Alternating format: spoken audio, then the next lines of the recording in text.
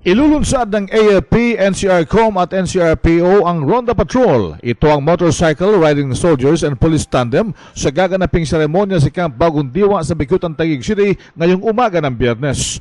Sinabi ni Rear Admiral Feliciano Angge, Commander ng National Capital Regional Command ng AFP, na ang mga sundalong lululan ng motorsiklo, katandem ang PNP, ay magsasagawa ng pagpapatrolya sa mga polling precincts na may mainit na tensyon ng politika.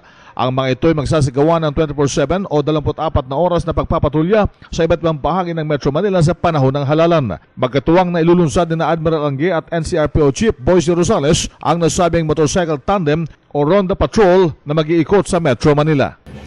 Yung motorcycles na yon, tigda 2 tao ang isasakay natin doon, uniformed, at iikot sila sa Metro Manila, especially doon sa mga lugar na nagkakaroon ng konting hindi pagkakaintindihan o girian yung ating mga kandidato. May concentration doon sa areas na medyo tingin natin magulo, or kung saan normally dumadaan yung mga hindi magagandang elemento, no? So doon tayo nagko-concentrate. Si Rear Admiral Feliciano Angge, RH 911, Bing Formento ng DZRH Nationwide.